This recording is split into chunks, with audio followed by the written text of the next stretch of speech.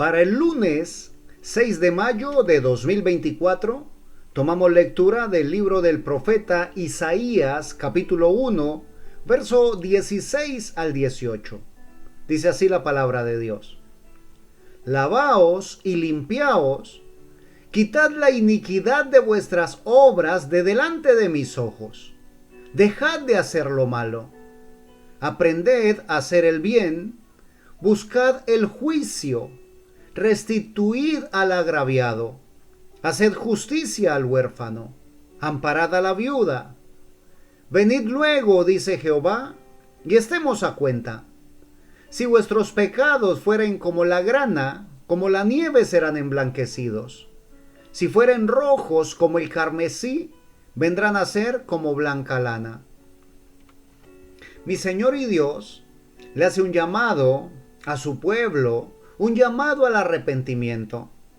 Ya les había dicho que eran una nación pecadora, que era una nación que estaba llena de maldad, que a pesar de que hacían los rituales que Dios había establecido en el templo que Dios había permitido que levantaran, solamente estaban haciendo un ritual, pero su conciencia estaba lejos de Dios.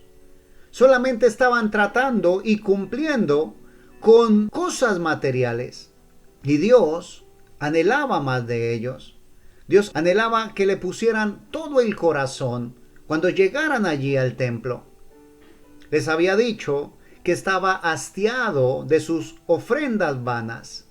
Incluso les había dicho que cuando oraran, Él no los iba a escuchar, porque las manos de ellos estaban llenas de sangre. Les estaba diciendo, son culpables, han dejado su fe, siguen haciendo los rituales, siguen haciendo las ceremonias, pero dejaron su fe. Siguen haciendo ceremonias como si tuvieran confianza en la piedad, pero niegan la eficacia de ella. Les estaba diciendo, son culpables. Con todo y eso, mi Señor demuestra que es un Dios rico en misericordia y le dice en el texto que hemos tomado en el verso 16, lavaos y limpiaos, quitad la iniquidad de vuestras obras de delante de mis ojos, dejad de hacer lo malo. En otras palabras, les estaba diciendo, yo estoy dispuesto a perdonar, yo estoy dispuesto a limpiar sus vidas, sus conciencias, sus corazones, sus cuerpos. Pero deben ustedes dar su primer paso. Estar dispuestos a ser lavados y a ser limpiados. Estar dispuestos a quitar de sus obras la iniquidad. Estar dispuestos a dejar de hacer lo malo. Dice el verso 17, aprended a hacer el bien. En otras palabras, ustedes saben qué hacer. Ustedes pueden hacerlo, pero tienen que disponerse para ello. ¿De qué le sirve a una persona enferma que ya asistió al médico y el médico le formuló tener la receta consigo? ¿De qué le sirve al enfermo decir, ya fui al médico y esta es la fórmula que me mandó, si no la compra? Con la fórmula en sus manos, podría morir por la enfermedad. Y si compra la medicina, ¿de qué le sirve al enfermo decir, tengo la medicina que me formuló el médico y la tengo sobre la mesita de noche? ¿De qué le sirve si no la toma? Y si la toma como él quiere tomarla y no sigue la forma como el médico le dijo que debería de tomarlo, posiblemente no le hará ningún bien. En otras palabras, tú y yo tenemos la fórmula del médico de médicos. Nuestro Padre Celestial nos ha dado la fórmula para arreglarnos con Él, para estar al día con Él, para estar en paz con Dios. Pero no nos sirve si solamente lo dejamos allí como un texto en la Biblia. No nos sirve decir, yo sé qué hay que hacer si no lo hago. Se quedaría allí la fórmula escrita. Y el Señor les llama la atención al pueblo, a su nación, diciéndole, pongan manos a la obra. Si ya saben lo que tienen que hacer, ejecútenlo. No se queden solamente con deseos. Traigan a vida lo que ustedes saben que deben vivir. Traigan a sus vidas la palabra de Dios. Les dice y se los explica. Aprended a hacer el bien. Buscad el juicio. Restituid al agraviado. Haced justicia al huérfano. Amparad a la viuda. Y ahí está hablando de obras de caridad, obras de amor. Que debemos buscar siempre el juicio.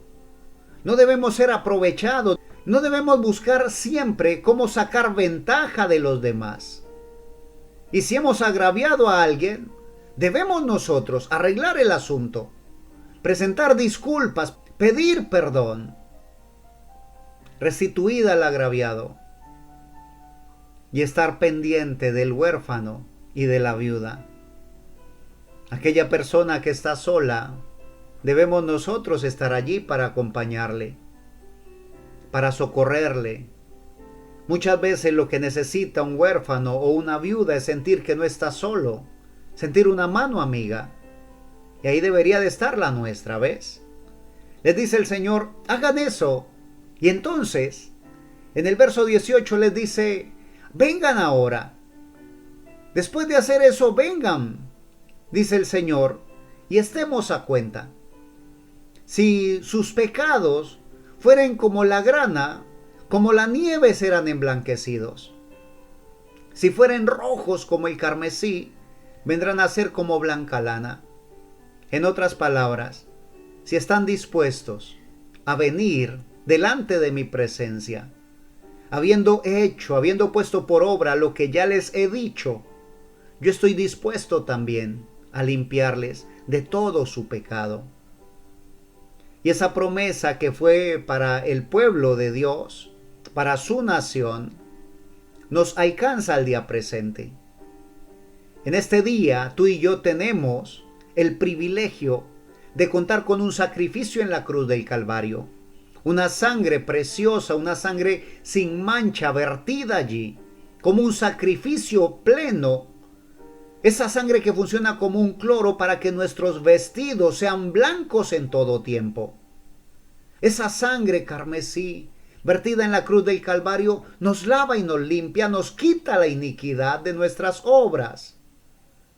Nos permite a nosotros cambiar nuestra conciencia, dejar de hacer lo malo, nos permite quitar de nuestro gusto el querer hacer lo malo.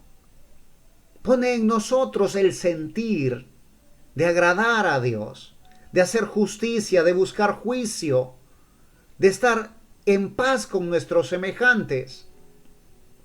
Dice mi Señor, si vienes y te presentas delante de mí.